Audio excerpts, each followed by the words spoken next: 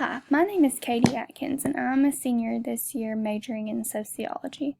This summer, I was able to complete an internship in Miura, America's Human Resources Department. So, what is Miura? Miura became a company in 1929 in Japan. What originally started as a rice threshing business soon led to producing steam through boilers. So, what actually is a boiler? A boiler creates steam for various organizations in order to sanitize, brew, or cook different products. Some of our clients include Clemson University, Coca-Cola, Frito-Lay's, and a tequila business, and that's just to name a few. Our corporate headquarters is located in the rural town of Rockmart, Georgia, which is about an hour and a half away from Atlanta on a good day. Our office handles all employees from all 9 branches throughout North America. We do their payroll, hiring, terminating, and we are the only location in America that actually manufactures the boilers. So we produce them, ship them out to all over the country, and no one else in America does that. We also have locations in Canada, Brazil, China, Korea, Mexico, and Taiwan, and we all recently just celebrated our 30 years. A large portion of our employees are Japanese or white males. We do employ other nationalities, but this is just what the majority is.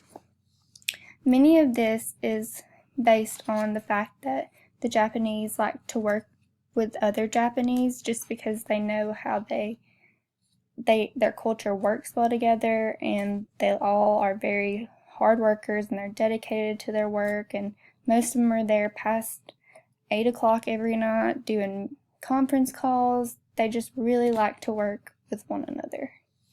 We are largely funded through our sales and through our office in Japan. If we don't make enough money, Miura Japan funds us.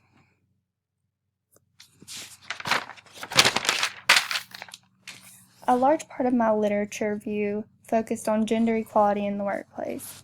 As you know, this is an issue that is slowly starting to fade out, but one question I found is, why aren't there very many women in leadership positions? And different cultures have their own styles of workplace etiquette, and that almost always includes women having the least important jobs, such as secretaries or lower management positions. They aren't ever executives or presidents of these companies. And even though there are laws and regulations in America about gender discrimination, companies from other cultures who are coming to America to set up businesses don't understand or follow those rules because that's not a part of their culture or their way of life.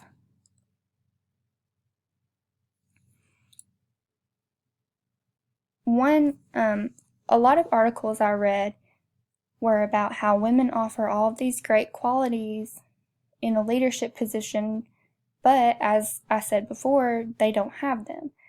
They offer fair treatment among all employees, often think of a bigger picture or how this is going to affect their company or employees as a whole, and they're also more transparent when communicating company changes. And this is one of the biggest issues I found within Miura itself. They're not very good at communicating what's happening, or a lot of rumors get spread around because of this. They like to hire college students right out, have recently graduated, no college or no experience in the workplace, because they can teach them how they want to, but they don't know anything different. Some of my duties at Miura included I had to be very familiar with Word and Excel. I was constantly creating documents and Excel spreadsheets.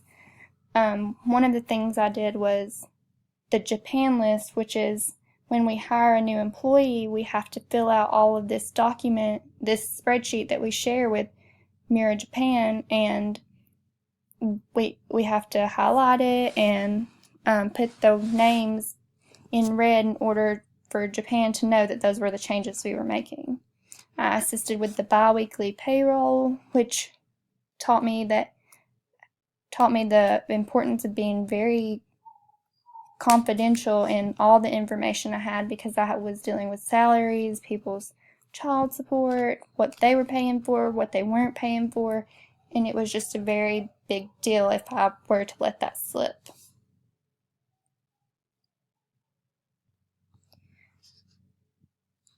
Another thing I did was create surveys for different projects, such as the retention plan that the department was working on, how to go about doing pre-employment drug screening. I set up that whole entire thing up until signing the document saying, yes, we want to do this. The retention plan was, we started this in order to try and figure out why our employees were leaving, what the problems were, how many were leaving, what time frame they were leaving in, and these surveys gave us really good feedback on what we need to focus on. Another thing I did while at Miura, we assisted in factory tours. We had different school clubs come out, and the robotics team from one of the elementary schools in the county came out and looked at the robots. We had different corporations that were looking to buy our products come out, and we just helped out with that. The sociological theory that I decided to use was the symbolic interaction theory, which states that our behaviors are highly influenced by different meanings that are often maintained through symbolic interaction with one another. So we go about life and we see symbols that interact with the bigger picture. I could link this theory in many different ways that relate to my internship. One example is that our department relied heavily on our open door policy. It symbolized a trustworthy relationship between the employees and human resources.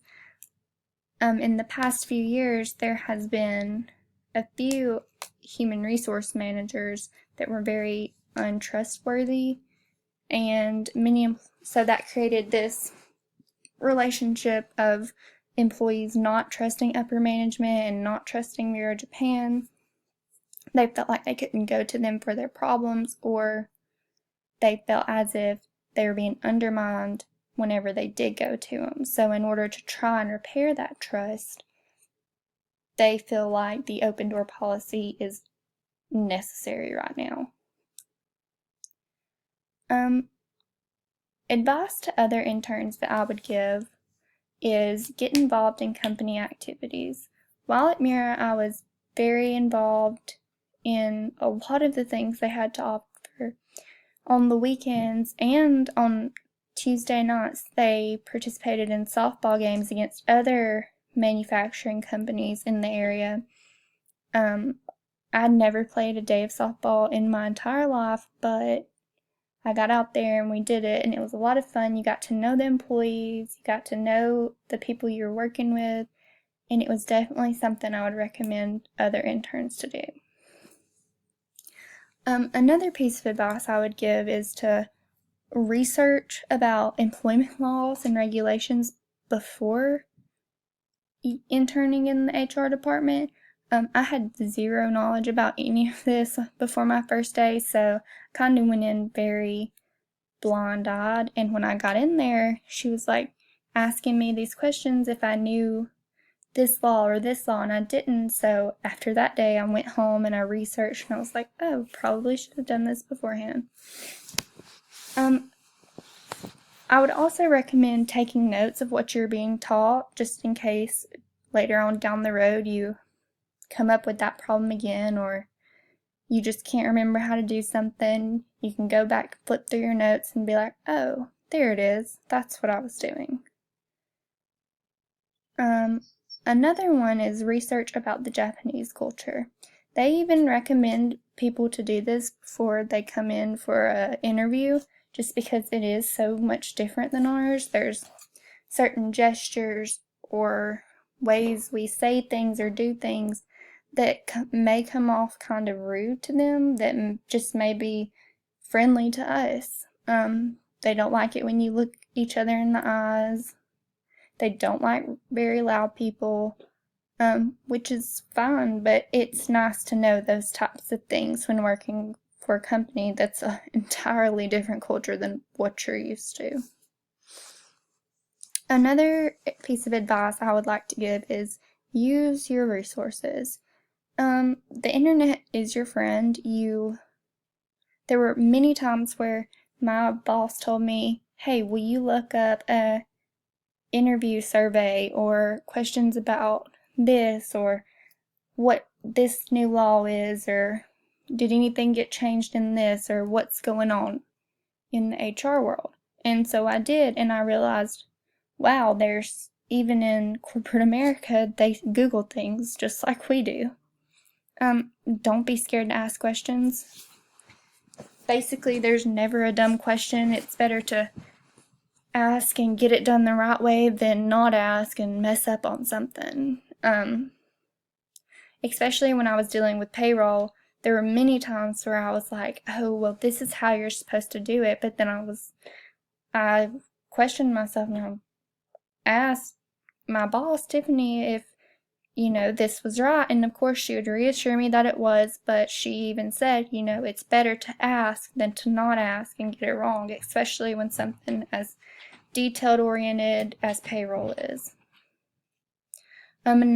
Lastly, the biggest one is get to know the employees, especially when you work in HR. This was expressed to me many times is they like it when you can say, hey, so-and-so, or speak to them by their name. It lets them know that, you are taking note of those things and that you do care about them and that you are there for the right reasons. This is my picture from our health fair. It was in the beginning of June. They do it every year, but this year it was fantastic. We had many different booths come out, such as a gym, a bank, counseling services, a hospital, pet health, eye vision, all kinds of things came out, and it was really a huge impact on the employees because I got to see all the different ways that you can take care of yourself, that it's not just physical, it's many different other ways too. Overall, I felt like I learned so much from this experience, and I wouldn't trade it for the world. I learned about laws, regulations, how to process payroll, how to deal with certain situations, and it was a very great experience. And that is all. Thank you.